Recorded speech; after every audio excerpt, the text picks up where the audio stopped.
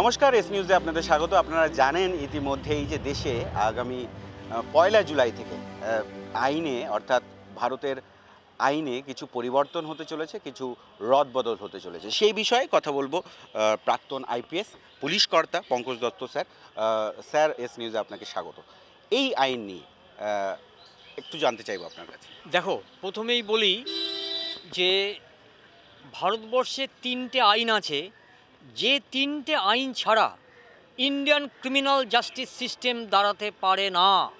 এই ৩টে পিলার হচ্ছে Indian penal code, criminal procedure code, একটাকে বলে আইপিসি, একটাকে বলে সিআরপিসি, আর একটা হচ্ছে ভারতীয় সাক্ষ্য আইন, ইন্ডিয়ান এভিডেন্স অ্যাক্ট।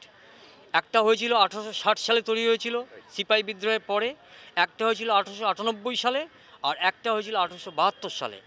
এবার এই যে আইনগুলো, এই আইনগুলো হঠাৎ আজ থেকে 4 বছর আগে আমাদের স্বরাষ্ট্র দপ্তর, কেন্দ্রীয় স্বরাষ্ট্র দপ্তর, তারা একটা হাই পাওয়ার্ড কমিটি বসালেন।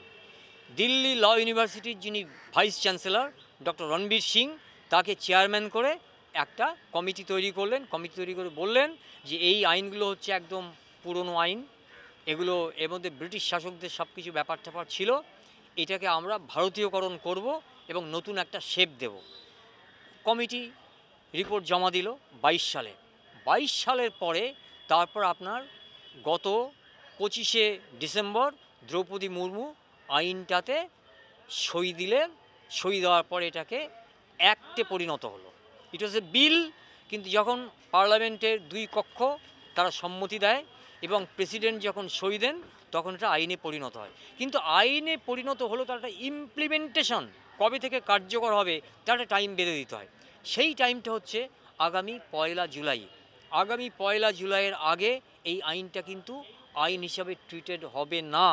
1লা জুলাই হচ্ছে পরশু দিন। এবার প্রশ্ন উঠছে যে দেখুন, এই গত পার্লামেন্টে আজ থেকে 7-8 মাস আগে পার্লামেন্টে 170 জন এমপিকে বহিষ্কার করা হয়েছিল।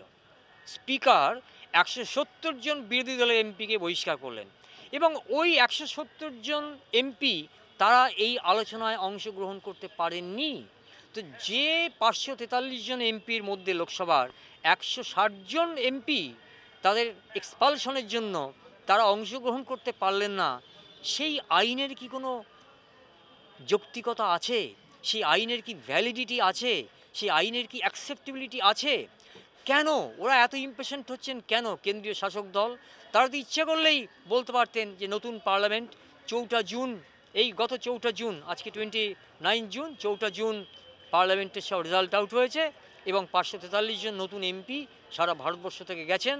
আমরা ওয়েট করব, তা আবার ওই ওদের কাছে বিলটাকে রাখবো, তারা সবাই আলোচনা করুক, 10 দিন আলোচনা হোক 3টে আইন নিয়ে, তারপর এটা গৃহীত হোক।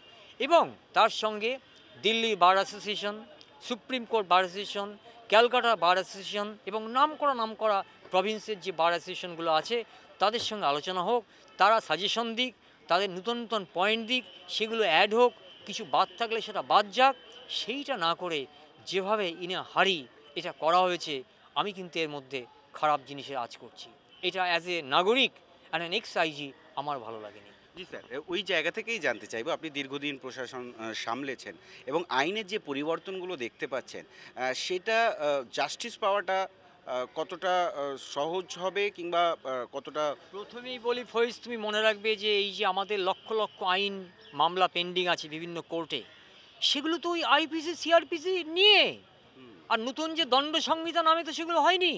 এবার আমরা আগে জানতাম 302 হচ্ছে মার্ডার কেস, 420 হচ্ছে চিটিং, উড়িয়ে দেওয়া হয়েছে, ওগুলো নেই, সেকশনগুলোই নেই। সেডিশনের সেকশন ওখান থেকে উড়ে গেছে, অন্য মোড়কে সেডিশন এসছে। এখানে অনেক কিছু বলার আছে যেগুলো তুল্যমূল্য বিচার করে তবে এইটা আমার আপনার জীবনের সুরক্ষা, নাগরিক স্বাধীনতার সঙ্গে জড়িত। I cannot play with it, এটার সঙ্গে আমি খেলা করতে পারি না। কোন ব্যক্তি সারা জীবন তার নাম খোদাই করে যাবে যে বল্লভভাই প্যাটেলের পরে আমার নামটা দেশবাসী মনে রাখবে, তার সেই ইন্টারেস্টের জন্য I cannot play with the interest of the 140 millions of Indians. Sir, শেষ কোশ্চেন, শাসক এবং বিরোধী তাদের মধ্যে এটা নিয়েও আপনি যেমনটা বলছিলেন যে আলোচনা হয়েছে, বিতর্ক হয়েছে, একদল চেয়েছে একদল চায়নি, তাহলে কি বলবেন শুধু রাজনৈতিক কারণেই খুব তাড়াতাড়ি করে? ডেফিনেটলি রাজনীতিটা একদম সেন্টার স্টেজ দখল করে আছে, দেশের স্বার্থ সেন্টার স্টেজ দখল করেনি। দেশের স্বার্থ যদি প্রাইম ফ্যাক্টর হতো তাহলে 160টা বা 70টা এমপিকে এক্সপেল করে বিলটা পাস করতে হতো না। অসংখ্য ধন্যবাদ স্যার আমাদের সময় দেওয়ার জন্য, অসংখ্য ধন্যবাদ। অসংখ্য ধন্যবাদ স্যার। ফলে কথা বললাম প্রাক্তন আইজির সঙ্গে এবং তিনি পরিষ্কার করে যেটা জানালেন যে এই আইনে ইমপ্লিমেন্টেশনটা নিঃসন্দেহে খুব তাড়াতাড়ি হয়েছে এবং তার ভালো দিকগুলো কিংবা খারাপ দিকগুলো কিংবা বিস্তারেও তিনি কিছুটা আলোকপাত করার চেষ্টা করলেন। দেখতে থাকুন এস নিউজ। ক্যামেরায় চিরঞ্জিতের সঙ্গে মুজিবুর।